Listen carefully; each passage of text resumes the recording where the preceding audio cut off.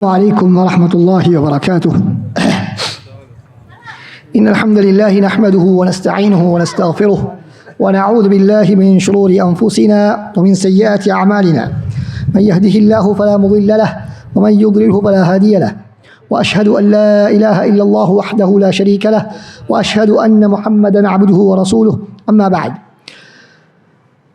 فإن أصدق الحديث كتاب الله وخير الهدي هدي محمد صلى الله عليه وسلم وشر الأمور محدثاتها وكل محدثة بدعة وكل بدعة ضلالة. அன்பார்ந்த இஸ்லாமிய சகோதரர்களே, சகோதரிகளே, அல்லாஹ்வின் நல்லடியார்களே, இன்றைய நமது தலைப்பு என்னவென்று சொன்னால், சஹாபாக்களின் சிறப்பும் அவர்களை பின்பற்றுவதனுடைய முக்கியத்துவமும். சஹாபாக்களின் சிறப்பும் அவர்களை பின்பற்றுவதனுடைய முக்கியத்துவமும். அன்புக்குரிய சகோதரே, சஹாபாக்களுடைய சிறப்பு எங்கள் எல்லோருக்கும் தெரிந்ததுதான். சஹாபாக்கள் இஸ்லாமிய சமுதாயத்திலே யாருக்குமே இல்லாத ஒரு தனிச்சிறப்பு சஹாபாக்களுக்கு வழங்கப்பட்டிருக்கிறது. சஹாபின்னா யாரு? அரபு மொழியில் சஹாபின்னா யாரு? தோழர், அப்படித்தானே? தோழர் அரபு மொழியில் சும்மா பொதுவாக எங்களோட ஒரு தோழர்னா சாஹிப் அப்படின்னு சொல்லலாம். ஆனால் எங்களோட தோழர்னு சொன்னால், இப்போ நீங்கள் நிறைய பேர் இங்கே இஸ்திலாவுக்கு வந்துட்டு போகிறீங்க, இஸ்திலாவில் என்ன சந்திக்கிறீங்க. இப்போ நான் உங்களெல்லாம் பார்த்து இவர் என்னுடைய தோழர்னு சொல்லலாமா? சொல்ல முடியாது. ஏன்? எதேச்சையாக செல்லக்கூடிய வரக்கூடிய இடங்களில் சந்திப்பவர்களை நாங்கள் நண்பர்கள் என்று சொல்வது கிடையாது, இப்படித்தானே? ஆனால் சஹாபாக்களுக்கு அது விதிவிலக்கு. சஹாபாக்களுக்கு அது விதிவிலக்கு. ரசூலுல்லாவை இப்படி ஒரு இடத்திலே எதேச்சையாக சந்தித்து, அவர் மூமினான நிலைமையிலே, அவர் இஸ்லாத்தை ஏற்றுக்கொண்ட நிலைமையில் சந்தித்து அவர் முஸ்லீமாகவே மரணித்தால் அவர் சஹாபின்ற பட்டியலுக்குள் வந்துடுவார். காரணம் என்ன என்று கேட்டால், ரசூலுல்லாவுக்கும் முஸ்லிம்களுக்கும் உள்ள தொடர்பு, நேரடியான தொடர்பு என்பது சாதாரண தொடர்பு அல்ல. உதாரணமாக நாங்கள் ஒரு பெரிய ஒரு மனிதரை கௌரவமான மதிப்புள்ள எல்லோரும் உலகத்திலே மதிக்கக்கூடிய ஒருவரை நாங்கள் ஒரு முறை சந்திப்பதற்கு வாய்ப்பு கிடைத்தாலும் அது ஒரு பெரிய பாக்கியமாக இல்லையா? அது பெரிய ஒரு பாக்கியமாக கருதுவோம், அது பெரிய ஒரு மதிப்புக்குரிய விஷயமாக கருதுவோம். எனவே அதைவிட அப்படியான எல்லா தரத்தையும் உடைய மனிதர்களையும் விட மிகச் சிறந்தவர்கள் தான் ரசூலுல்லாஹி ஸல்லல்லாஹு அலைஹி வஸல்லம். அவர்களை அந்த காலத்திலே ஒரு நபியாக ஏற்றுக்கொண்டு இருப்பது என்பது ஒரு சாதாரண விடயம் அல்ல. பெரும் சவால்களுக்கு முகம் கொடுக்கக்கூடிய ஒரு நிலைமையிலே தான் அவர்கள் இருந்தார்கள். மிகவும் ஒரு சிறுபான்மையான சமுதாயம், உலகமும் சேர்ந்து எதிர்க்கக்கூடிய அந்த நிலைமையிலும் கூட நபியவர்களை அந்த எதிர்ப்புகள் எதிரையும் பொருட்படுத்தாமல் துச்சமாக மதித்து நபியவர்களை ஏற்றுக்கொண்டு நபியவர்களை சென்று சந்திப்பதற்கு ஒரு வாய்ப்பு ஒருவருக்கு கிடைப்பது என்று சொன்னால் அது சாதாரண ஒரு வாய்ப்பு அல்ல. எனவே அப்படி கிடைப்பது என்பதே அவர் அல்லாஹ்விடத்தில் மிகவும் ஒரு முக்கியமான ஒரு அந்தஸ்தை பெற்றவர் என்பதற்கான ஒரு அடையாளம் என்பதனால்தான் அறிஞர்கள் சஹாபாக்களுக்கான அந்த வரைவிலக்கணத்திலே அந்த முறையை கடைபிடித்திருக்கிறார்கள். அப்போ எனவே சஹாபாக்களுக்கும் ரசூலுல்லாவை ஒரு மனிதன் மூமினான நிலைமையில் நபியவர்களை சந்தித்து மூமினாகவே மரணிப்பது என்பது ஒரு மிகப்பெரிய ஒரு பாக்கியம். எனவே அதுவே அவர்களுக்கு சிறப்பால் போதுமானது. அதுவே அவர்களுக்கு மிகப்பெரிய ஒரு சிறப்பை கொடுத்துவிடும். அன்பார்ந்த சகோதரர்களே, சஹாபாக்களுடைய சிறப்புகளை நாங்கள் குர்ஆன் ஹதீஸிலே பார்த்தால் பல சிறப்புகளை நாங்கள் பார்க்கலாம். அதில் எங்கள் யாருக்குமே மாற்றுக்கருத்து கிடையாது. ஆனால் இன்று சில சகோதரர்கள், முஸ்லிம்கள் அல்லது அழைப்பாளர்கள் என்று சொல்லக்கூடியவர்கள் சஹாபாக்களை இழிவுபடுத்தக்கூடிய தோரணையில் சில கருத்துக்களை தெரிவிப்பதை நாங்கள் பார்க்கின்றோம். சஹாபாக்களுடைய சில தனிநபர்கள் செய்த பிரச்சனை, அது அவர்களுக்கு மத்தியிலே பிற்காலத்தில் ஏற்பட்ட சில குழப்பங்கள், இவற்றை அடிப்படையாக வைத்து அவர்களை தாறுமாறாக விமர்சிப்பதை நாங்கள் பார்த்து கொண்டிருக்கின்றோம். அன்பார்ந்த சகோதரர்களே, இதற்கு காரணம் என்னவென்று சொன்னால், அகீதாவுடைய கற்கையை சரியான முறையில் அவர்கள் கற்கவில்லை.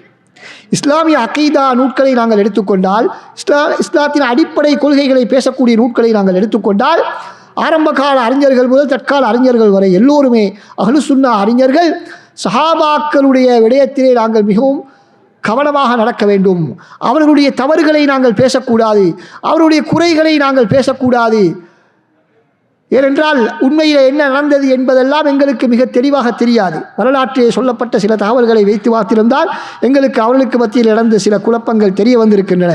ஆனால் அந்த குழப்பங்கள் எல்லாவற்றுக்கும் மேலாக அவர்களை அல்லாஹ் தஆலா குர்ஆனிலும் ஹதீஸிலும் புகழ்ந்து பேசியிருக்கின்றார். அவர்கள் எல்லோரும் சூழவாதிகள் என்பதாக அல்லாஹ் தஆலா நற்சான்றிதழ் வழங்கியிருக்கின்றார். அவர்களுடைய ஈமான் சரியான ஈமான் என்பதாக குர்ஆனிலேயும் ஹதீஸிலேயும் நாங்கள் அவர்களுக்கான நற்சான்றிதழ்கள் நிறைய இருப்பதை நாங்கள் பார்க்கின்றோம். அந்த நற்சான்றிதழ்கள் எதுவுமே எங்களுக்கு கிடையாது. எனவே அப்படி நற்சான்றிதழ்கள் நிறைந்த அந்த மக்களுடைய விடயத்திலே சொல்லப்படக்கூடிய சில வரலாற்று நிகழ்வுகளை வைத்து அவர்களை விமர்சிப்பது என்பது எந்த விதமான அறிவுக்கும் பொருந்தாத நியாயமற்ற ஒரு வாதம் என்பதை நாங்கள் மிக தெளிவாக புரிந்து கொள்ள வேண்டும். சஹாபாக்கள் பற்றி சொல்லப்பட்ட சிறப்புகளை இந்த இடத்திலே அடுக்கிக் கொண்டு சொல்வதற்கு நேரம் இடம் கொடுக்க மாட்டாது. அடுத்த தலைப்புக்கு நான் வருகின்றேன். அதில் ஒரு விடயத்தை மாத்திரம் சொல்லலாம். உதாரணமாக அல்லாஹ் தஆலா சூரத்து தௌபாவுடைய 100வது வசனத்தில் என்ன சொல்கிறான்? والسابقون الأولون من المهاجرين والأنصار والذين اتبعوهم. ஆரம்ப காலத்திலே இஸ்லாத்தை ஏற்றுக்கொண்ட முஹாஜிர்கள் அன்சாரிகள், அதே போல அவர்களை பின்னால் பின்பற்றிய சஹாபாக்கள், அவர்களை பின்பற்றிய நல்ல மக்கள், இவர்களை அல்லாஹ் சுப்ஹானஹு வ தஆலா என்ன செய்தான்? ரலியல்லாஹு அன்ஹும் வ ரது அன். அல்லாஹ் அவர்களை பொருந்திக் கொண்டான், அவர்களும் அல்லாஹ்வை பொருந்திக் கொண்டார்கள் என்று அல்லாஹ் சுப்ஹானஹு வ தஆலா சொல்கிறார். அப்ப எனவே அல்லாஹ் தஆலா அந்த சஹாபாக்களை பொருந்திக் கொண்டார். அப்ப எனவே அவர்களுடைய ஈமானிலோ அவர்களுடைய மார்க்க பற்றிலோ எந்த விதமான சந்தேகத்தையும் ஏற்படுத்துவதற்கு எங்களுக்கு எந்த விதமான அதிகாரமும் கிடையாது. ஏன்?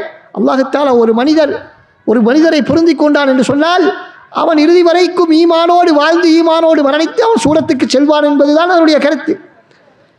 நாங்கள் பொருந்திக் கொண்டால், தற்போது நான் ஒருவரை பொருந்திக் கொண்டால் என்ன நடக்கும்? கொஞ்ச காலத்தில் சில வேளை அவர் எனக்கு கோபத்தை ஏற்படுத்துவாரா இல்லையா?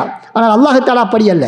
அல்லாஹ் தஆலா ஒரு மனிதரை திருப்திக்குரியவர் என்று தீர்மானித்து விட்டால், சுவனவாதி என்று தீர்மானித்து விட்டால், அவர் இறுதி வரைக்கும் நல்ல மனிதராகத்தான் இருப்பார் என்பது எங்களுக்கு தெரிவதான விஷயம். ஏன்? அல்லாஹ் தஆலா முக்காலமும் அறிந்தவர். எதிர்காலத்தில் என்ன நடக்கும், அவர் எப்படி மரணிப்பார், அவருடைய இறுதி நிலைமை என்ன என்றெல்லாம் தெரிந்து கொண்டுதான் அல்லாஹ் தஆலா அவர்களை பொருந்திக் கொண்டதாக சொல்கிறார். அதே போல் அவர்கள் சுவனவாதிகள் என்று சொல்கிறார். எனவே அன்பார்ந்த சகோதரர்களே, சஹாபாக்களுடைய சிறப்பு அவ்வளவு சிறப்புக்குரியது. ரசூலுல்லாஹ் மிக தெளிவாக சொல்லியிருக்கிறார்கள், அவர்களை நீங்கள் ஏசல வேண்டாம். அவர்களுடைய செய்த அமல்களை ஒரு கைப்பிடியளவு அவர்கள் கொடுத்த சதகா நீங்கள் மலையளவு தர்மம் செய்தாலும் அதற்கும் ஈடாக மாட்டாது. உஹது மலையளவு நீங்கள் சதக்கா செய்தாலும் அவர்களுடைய சதக்காவுக்கு அது ஈடாக மாட்டாது. அவருடைய சதக்காவின் பாதிக்கக்கூட அது சமனாக மாட்டாது என்பதாக நபி ஸல்லல்லாஹு அலைஹி வஸல்லம் அவர்கள் சொல்லியிருக்கிறார்கள். எனவே அந்த அளவுக்கு சிறப்புக்குரியவர்கள் தான் அந்த சஹாபாக்கள். அன்பார்ந்த சகோதரர்களே, இப்படி சஹாபாக்களுடைய சிறப்பு அதிகமாக இருக்கிறது. அவர்கள் குந்தும் ஹைர உம்மத்தின், நீங்கள் தான் மிகச்சிறந்த சமுதாயம் என்று அல்லாஹ் சுப்ஹானஹு வ தஆலா சொல்கிறார். ஜஅல்நாகும் உம்மத்தன் வஸத்தன், உங்களை நாங்கள் மிகச்சிறந்த சமுதாயமாக ஆக்கியிருக்கிறோம் என்று அல்லாஹ் சுப்ஹானஹு வ தஆலா அந்த சஹாபாக்களை பார்த்து சொல்கிறான். ஹைருல் குரூனி கர்னி, நபி ஸல்லல்லாஹு அலைஹி வஸல்லம் சொல்கிறார்கள், மனித சமுதாயங்களிலே மிகச்சிறந்த சமுதாயம் எனது காலத்திலே இருக்கக்கூடியவர்கள் தான் என்பதாக சொல்கிறார்கள். இப்படி சஹாபாக்களுடைய சிறப்பு எங்களால் சொல்லி முடிக்க முடியாத அளவுக்கு அதிகமாக இருக்கின்றது. இந்த சிறப்புகளை எல்லாம் சொன்னால் சில மக்கள் என்ன சொல்வார்கள்?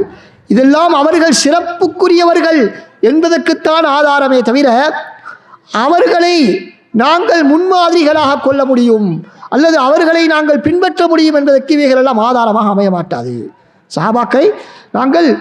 சஹாபாக்களுடைய கருத்துக்களை நாங்கள் மார்க்கத்திலே ஏற்றி நடப்பதற்கு அது ஆதாரம் அல்ல என்பதாக சொல்வார்கள். அன்பார்ந்த சகோதரர்களே, இந்த கருத்து இருக்கிறதே, சஹாபாக்களுடைய கருத்தை பின்பற்றக்கூடாது, அவருடைய ஃபத்வாவை எடுக்கக்கூடாது, அவர்கள் குர்ஆன் ஹதீஸுக்கு வழங்கிய விளக்கங்களை நாங்கள் பின்பற்றக்கூடாது என்று சொல்வது, அது என்று சொல்வது மாத்திரமல்ல, சில மக்கள் என்ன சொல்கிறார்கள் என்று சொன்னால், எந்த அளவுக்கு மோசமாக நிலைமை மாறி இருக்கிறது என்று சொன்னால், அப்படி சொல்வது வழிகேடு என்று சொல்லக்கூடியவர்கள் இருக்கிறார்கள். என சஹாபாக்களுடைய கருத்தை பின்பற்ற வேண்டும் அல்லது சஹாபாக்களை பின்பற்ற வேண்டும் என்று சொல்வது வழிகேடு என்று சொல்லக்கூடிய நிலைமைக்கு எங்கள் முஸ்லிம் சமுதாயத்திலே சிலர் சென்றிருப்பது மிகவும் கவலைக்குரிய ஒரு விடயமாகும். அன்பார்ந்த சகோதரர்களே, சஹாபாக்கள் எல்லோருமாக சேர்ந்து எடுத்த முடிவுகள் இருக்கின்றன. அதற்கு நாங்கள் அரபு மொழியை இஜ்மா என்பதாக சொல்வோம். சஹாபாக்கள் எல்லோரும் இருந்த கொள்கை, எல்லோரும் சொன்ன கருத்து, எல்லோரும் ஏற்றுக்கொண்ட கருத்துக்களை பின்பற்றுவது அது உலகத்திலே தோன்றிய எல்லா முஸ்லிம் அறிஞருடைய கருத்தும் அதுதான். சஹாபாக்கள் எல்லோரும் சேர்ந்து ஒரு முடிவை எடுத்தால் அதனை பின்பற்ற வேண்டும். அதற்கு மாற்றம் செய்வது வழிகேடு, அது பித்அத், அது வலாலத் என்பதிலே இஸ்லாமிய அறிஞர்களுக்கு இடையிலே மாற்று கருத்து கிடையாது. அப்படி மாற்று கருத்து சொன்ன ஒரு அறிஞரை கூட எங்களால் காட்ட முடியாது என்பதை நாங்கள் முதலாவதாக புரிந்து கொள்ள வேண்டும். இது சஹாபாக்கள் கூட இந்த கருத்தை சொல்லியிருக்கிறார்கள். இப்னு மஸ்ஊத் ரலியல்லாஹு அன்ஹு அவர்கள், அதேபோல் இப்னு அப்பாஸ் ரலியல்லாஹு அன்ஹு அவர்கள் போன்ற பல சஹாபாக்கள் இந்த கருத்தை சொல்லியிருக்கிறார்கள். சஹாபாக்கள் ஒரு கருத்தை சொன்னால் அதோடு நீங்கள் நிறுத்திக் கொள்ளுங்கள், அதற்கு மாற்றமாக நீங்கள் செயற்பட வேண்டாம், அது உங்களை வழிகாட்டிலே கொண்டு போய் விடும் என்பதாக சஹாபாக்கள் சொல்லியிருக்கிறார்கள். அதற்கு பின்னால் வந்த தாபிஈன்கள் சொல்லியிருக்கிறார்கள். இமாம் ஷாஃபிஈ, இமாம் அஹ்மத், இது போன்ற பல அறிஞர்கள் இந்த கருத்தை வலியுறுத்தியிருக்கிறார்கள். இமாம் மாலிக், அதேபோல் இமாம் அபு ஹனீஃபா போன்ற பல அறிஞர்கள், 4 மதுஹபை சேர்ந்த அறிஞர்கள், 4 மதுஹபை சேராத அறிஞர்கள் எல்லோருமே அந்த கருத்தை ஏற்றுக்கொண்டிருக்கிறார்கள். ஆனால் அடுத்ததாக ஒரு அடுத்த கட்டத்துக்கு நாங்கள் வந்தால், சஹாபாக்கள் எல்லோருமாக சேர்ந்து சொல்லாத சிலர் மாத்திரம் சொன்ன கருத்துக்கள், இந்த கருத்துக்களையும் நாங்கள் பின்பற்ற முடியுமா? அடுத்ததாக நாங்கள் சஹாபாக்களை பின்பற்ற முடியும் என்று சொன்னால் சிலாக்கள் என்ன சொல்லுவாங்க தெரியுமா? அவங்க என்ன, குர்ஆன் ஹதீஸ் தான் எங்களுக்கு மார்க்கம், அது என்ன புதிதாக சஹாபாக்கள் புதிய ஒரு மூலாதாரத்தை நீங்கள் அறிமுகப்படுத்துகிறீர்கள் என்பதாக ஒரு கேள்வியை கேட்பார்கள். அன்பார்ந்த சகோதரர்களே, சஹாபாக்களை பின்பற்றுவது என்று சொன்னால் புதிதாக ஒரு மார்க்க ஆதாரம் அல்ல. குர்ஆன் ஹதீஸ் அதோடு சேர்த்து சஹாபாக்களுடைய கூற்று என்று 3வது ஒரு ஆதாரம் அல்ல. அது மாற்றமாக குர்ஆன் ஹதீஸை சஹாபாக்கள் எப்படி புரிந்தார்களோ அப்படி புரிந்து பின்பற்றுவதைத்தான் நாங்கள் சொல்கிறோம் என்பதை நாங்கள் நன்றாக புரிந்து கொள்ள வேண்டும். அன்பார்ந்த சகோதரர்களே,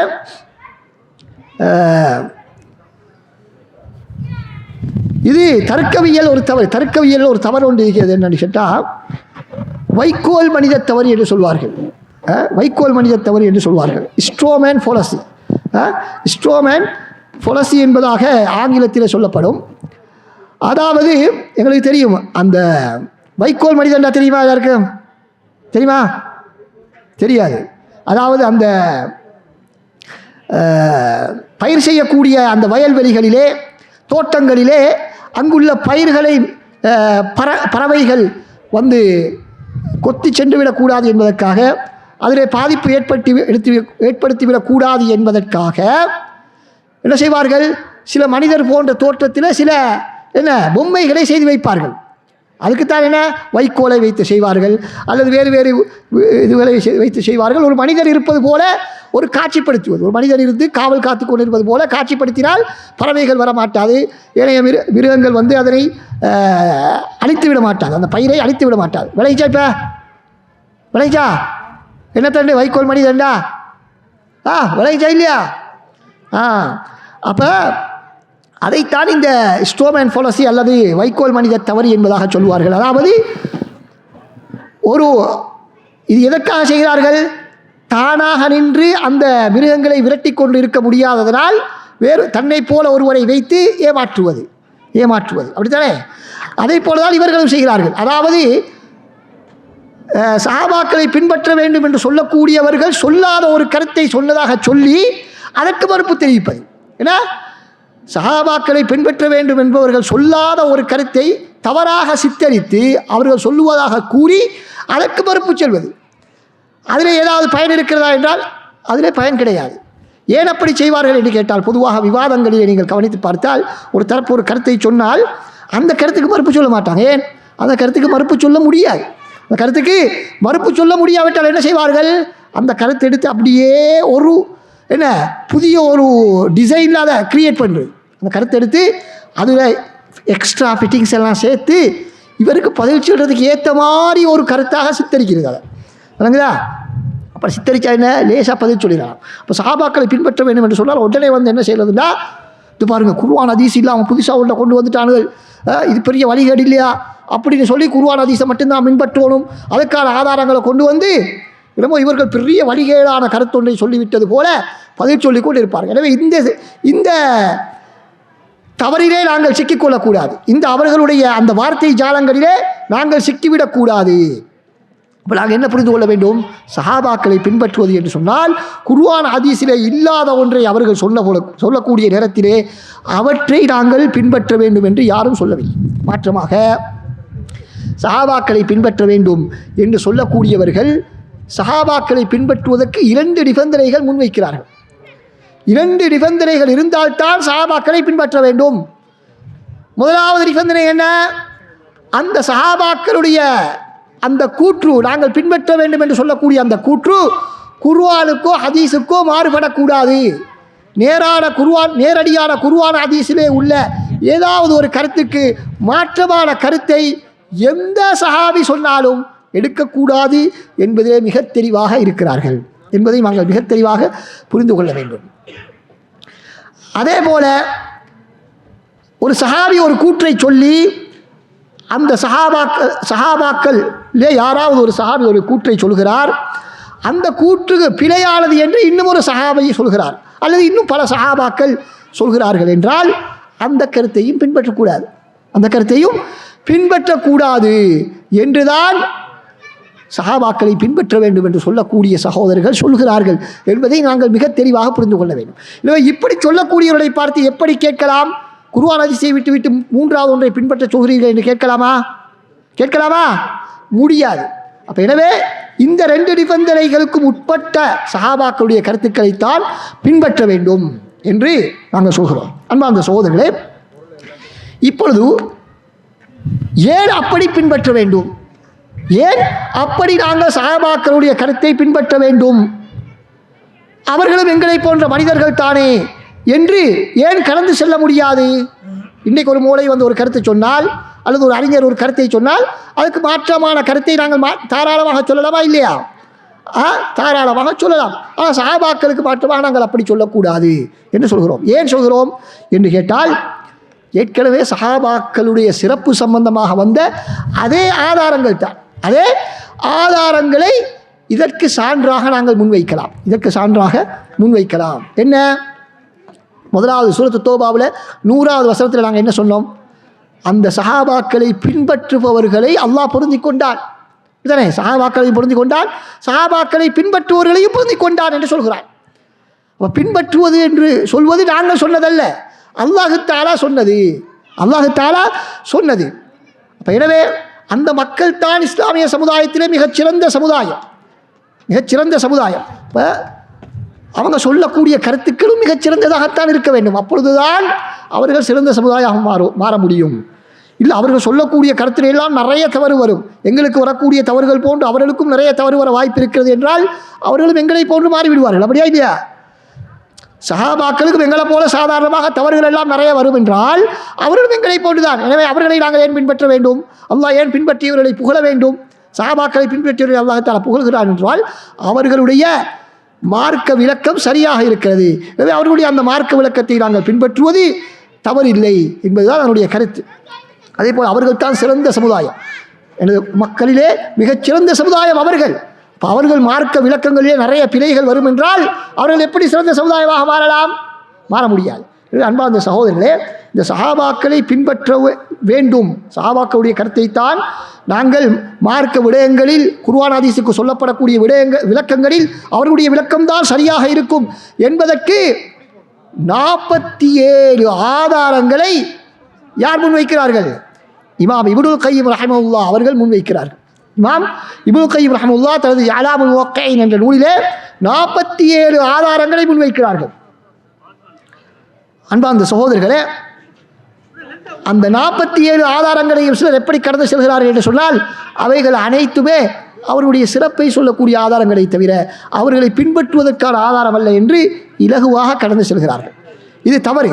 அந்த 47 ஆதாரங்களையும் இப்னு கய்யிம் ரஹ்மத்துல்லாஹ் அவர்கள் சஹாபாக்களை பின்பற்றுவதற்கான ஆதாரம் என்று ஒரு குர்ஆன் ஆயத், முதலாவது, இரண்டாவது ஒரு குர்ஆன் ஆயத், மூணாவது ஒரு குர்ஆன் ஆயத், நாலாவது ஒரு ஹதீஸ், அஞ்சாவது ஒரு ஹதீஸ், அப்படி சொல்லிட்டு போகல.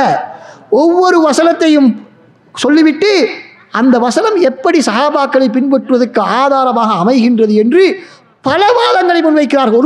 ஒரு ஆதாரத்துக்கு மாத்திரம், நான் சொன்ன சூரத்து தௌபாவுடைய 100வது வசனத்துக்கு மாத்திரம் 6 பக்கங்களுக்கு விளக்கம் சொல்கிறார்கள். சஹாபாக்களை நாங்கள் பின்பற்றித்தான் ஆக வேண்டும்.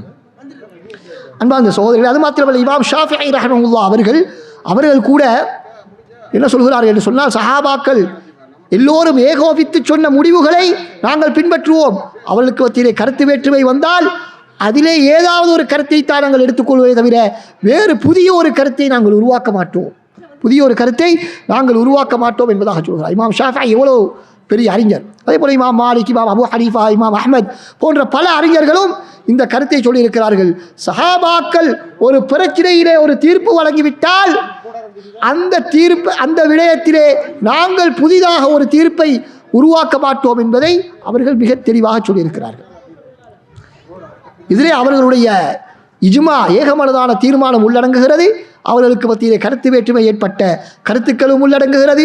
அல்லது சில நேரம் ஒரு சஹாபி ஒரு கருத்தை சொல்லுவார், அந்த கருத்து எல்லோருக்கும் மத்தியிலே பிரபலமாக மாறும். அந்த கருத்து எல்லோருக்கும் மத்தியிலே பிரபலமாக மாறும். ஆனால் யாருமே அந்த கருத்தை எதிர்க்க மாட்டார்கள். சஹாபாக்களில் யாருமே அந்த கருத்தை எதிர்க்க மாட்டார்கள். அது பிழை என்று சொல்ல மாட்டார்கள். அப்படியான கருத்துக்களும் இதிலே உள்ளடங்கும் என்பதாக அறிஞர்கள் தெளிவுபடுத்தியிருக்கிறார்கள். எனவே அன்பார்ந்த சகோதரர்களே, இறுதியாக ஏன் அவர்கள் சிறப்புக்குரியவர்கள் மாத்திரமல்ல, அவருடைய கருத்தும் மிகவும் பலமான கருத்து. மார்க்கத்திலே அவர்களுடைய கருத்து தான் ஆதாரபூர்வமான கருத்தாக இருப்பதற்கு வாய்ப்பு இருக்கிறது என்பதற்கு பல நியாயங்களை நாங்கள் சொல்லலாம். அதிலே சில விடயங்களை மாத்திரம் நான் சொல்லி முடித்துக் கொள்கிறேன். முதலாவது என்ன? அவர்களுடைய அறிவில் அவர்கள்தான் சிறந்தவர்கள். அவர்கள் வெறும் நல்ல மக்கள் மாத்திரமல்ல, அறிவிலும் அவர்கள் சிறந்தவர்கள் என்பதற்கு முதலாவதாக சொல்ல முடியுமான ஒரு ஆதாரம் என்று சொல்லுங்க பார்ப்போம். யாராவது சொல்லுங்க. ஒரு மனிதனுடைய அறிவை நாங்கள் தீர்மானிப்பதற்கு முன்வைக்கக்கூடிய முக்கியமான ஆதாரம் என்ன? சொல்லுங்க பாப்போம். சொல்லுங்களேன் யாராவது. சரியான பதில் என்ன? ஒருவருடைய ஆசிரியர் எவ்வளவு சிறந்தவராக இருப்பாரோ அவருடைய மாணவருக்கு அந்த சமுதாயத்தில் மிகப்பெரிய மரியாதை இருக்கும். ஒரு நாட்டிலே, ஒரு ஊரிலே மிகச்சிறந்த ஒரு ஆசிரியர் இருக்கிறார், அவருடைய மாணவர்களுக்கு இருக்கக்கூடிய மதிப்பு போன்று வேறு யாருக்கும் இருக்க மாட்டாது என்றால் நபி அவர்களிடத்திலே நேரடியாக கல்வி கற்றவர்கள் சஹாபாக்கள். சுப்ஹானல்லாஹ். சஹாபாக்களுடைய ஆசிரியர் யாரு? நபி அவர்கள். எனவே அவர்கள் கல்வியை பெற்றது எங்களை போல பல இடையிலே பல தொடர்புகள் இருக்கவில்லை. நேரடியாக குர்ஆன் ஹதீஸை அணுகினார்கள். நாங்கள் குர்ஆன் ஹதீஸுக்கு போகணும்னா எத்தனை வழியால் போகணும்? கிதாபில் பார்க்கணும், அதுக்கு பிறகு சனதை பார்க்கணும், அதுக்கு பிறகு அடிப்பாடு வரிசையை பார்க்கணும், குர்ஆன் வசனத்தை பார்க்கணும், அதுக்கு பிறகு அதில் கருத்தை பார்க்கணும், அதுக்கு சொன்ன உலமாக்கக்கூடிய கருத்தெல்லாம் எல்லாத்தையும் பார்த்து முடிய போல எத்தனை ஒரு மாதம் வைத்திரும். சஹாபாக்கள் அப்படியா இல்லை, நேரடியாக நபி அவர்களிடத்திலே குர்ஆன் ஹதீஸை படித்தவர்கள். எனவே அவர்களுக்கும் மூலாதாரத்திலே அவர்கள் மிக தெளிவாக இருந்தார்கள். இடையிலே அதிலே கூடுதல் குறைத்தல்கள் செய்வதற்கு எந்த விதமான வாய்ப்பும் இல்லை. எனவே அன்பார்ந்த சகோதரர்களே, அந்த அளவுக்கு அவர்களுடைய மூலாதாரம் மிகவும் கிளீனானது, தூய்மையானது. சலாமத்து மசாதிரிஹிம் ஃபித் தலக்கி. அடுத்ததாக அன்பார்ந்த சகோதரர்களே, அவர்கள் இரண்டாவது முக்கியமான விஷயம் என்னன்னு கேட்டால், வஹி இறங்குவதை அப்படியே நேரடியாக அனுபவித்தவர்கள். சுப்ஹானல்லாஹ். வஹி இறங்குவதை பார்த்தவர்கள். எதற்காக வஹி இறங்குது? வஹி இறக்கும் போது நபி அவர்கள் எப்படி இருந்தார்கள், அந்த வஹி இறங்கியவுடன் சஹாபாக்களுடன் எப்படி நடந்து கொண்டார்கள் என்பதையெல்லாம் நேரடியாக கண்கூடாக கண்டவர்கள். சுப்ஹானல்லாஹ். இப்போ இவர்களுக்கு இருக்கக்கூடிய தெளிவும் எங்களுக்கு இருக்கக்கூடிய தெளிவும் ஒன்றாக இருக்குமா? ஒரு நாளும் இருக்க மாட்டாது.